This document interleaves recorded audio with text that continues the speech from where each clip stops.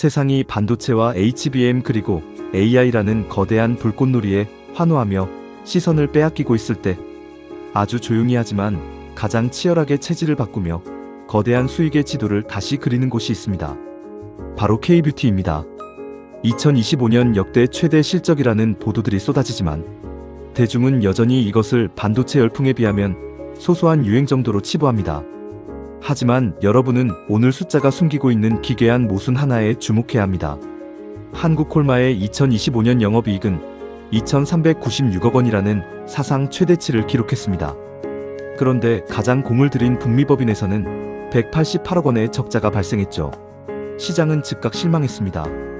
비용 통제 실패라며 목표 주가를 깎아내렸습니다. 하지만 과연 그럴까요?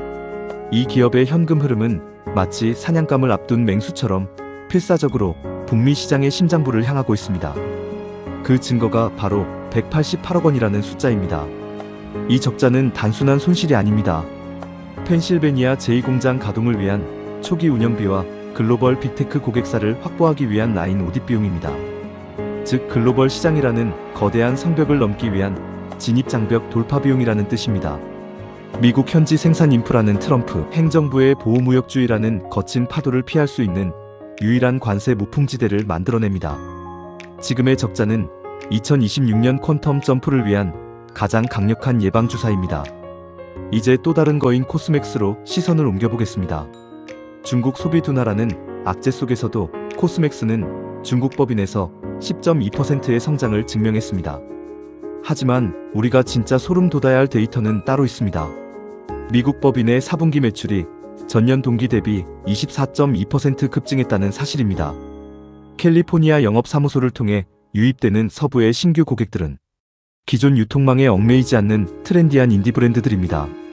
코스맥스는 지금 단순한 제조사를 넘어 북미 시장의 핵심 공급망 허브로 진화하고 있습니다. 여기서 잠시 중간 정리를 해보겠습니다. 반도체에 HBM이 있다면 K뷰티에는 ODM 생산 기지의 선점이라는 전략적 자산이 있습니다. 한국콜마와 코스맥스는 지금 당장의 장부상 이익보다 북미 시장에 뿌리를 내리는데 집중하고 있습니다. 2025년의 비용은 2026년 폭발적 매출 전환을 위한 추진력일 뿐입니다. 그렇다면 기존의 문법을 완전히 파괴하고 있는 신흥 강자는 어떨까요? APR은 지금 뷰티 기업의 밸류에이션 체계 자체를 무너뜨리고 있습니다. 영업이익률 24%라는 압도적인 수치를 보십시오. 시장은 이를 일시적 유행이라 폄하하려 하지만 데이터는 명확합니다. APR의 영업활동 현금 흐름인 CFO는 2,110억 원에 달합니다. 장부상의 가짜 숫자가 아니라 실제 현금이 금고에 쌓이고 있다는 증거입니다. APR의 뷰티 디바이스는 단순한 가전제품이 아닙니다. 화장품이라는 소모품 매출을 강제로 견인하는 일종의 플랫폼입니다. 기기를 산 고객이 전용 화장품을 반복해서 구매하는 구조는 마치 프린터와 잉크의 관계와 같습니다. 2025년 1월에 단행된 88만 주 규모의 자사주 소각은 경영진이 보내는 가장 강력한 승전보입니다. 뉴스 이면에 숨겨진 진짜 확신은 말보다 돈의 흐름에서 드러나는 법입니다. 이제 전통의 강자 아모레퍼시픽을 볼 차례입니다. 2025년 영업이익 3,680억 원을 기록하며 부활을 알렸지만 4분기 실적이 기대치를 밑돌자 시장은 다시 의심의 눈초리를 보냈습니다. 하지만 우리는 536억 원이라는 숫자에 숨겨진 외과적 수술의 흔적을 찾아내야 합니다.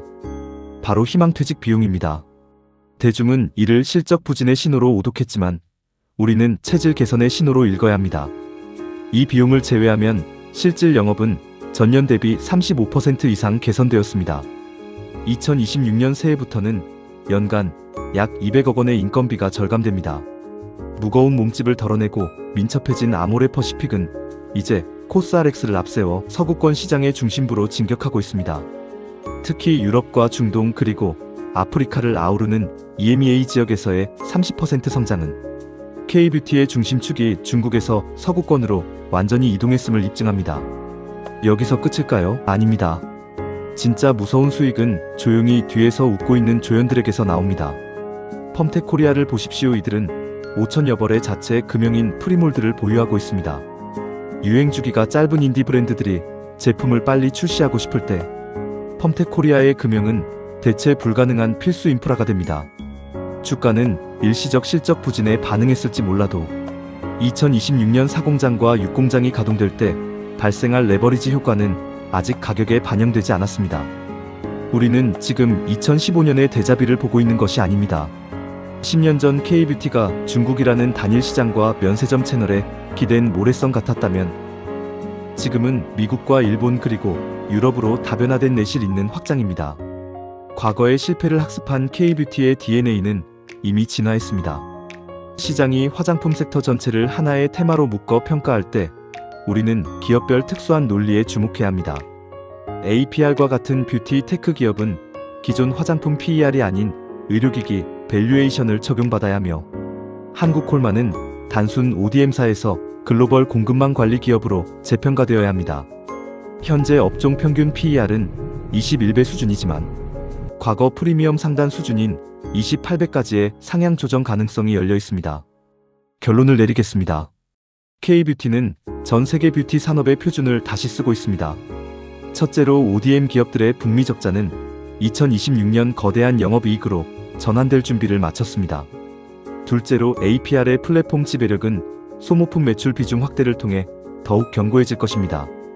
셋째로 아모레퍼시픽의 비용 효율화는 구조조정 비용이 제거된 2026년 손익계산서에서 그 진가를 발휘할 것입니다. 시장은 늘 화려한 기술주 뒤에 숨은 이런 구조적 변화를 늦게 깨닫습니다. 하지만 우리는 공시각주의 한 줄과 비용의 세부 명세 그리고 내부자의 돈 흐름을 통해 진실을 목격했습니다. 2026년의 승리는 이미 숫자로 예정되어 있습니다. 도움이 되셨다면 구독과 좋아요 그리고 알림 설정까지 부탁드립니다. 다음 영상에서도 숫자가 숨기고 있는 진짜 부의 지도를 들고 돌아오겠습니다. 항상 감사하고 사랑합니다.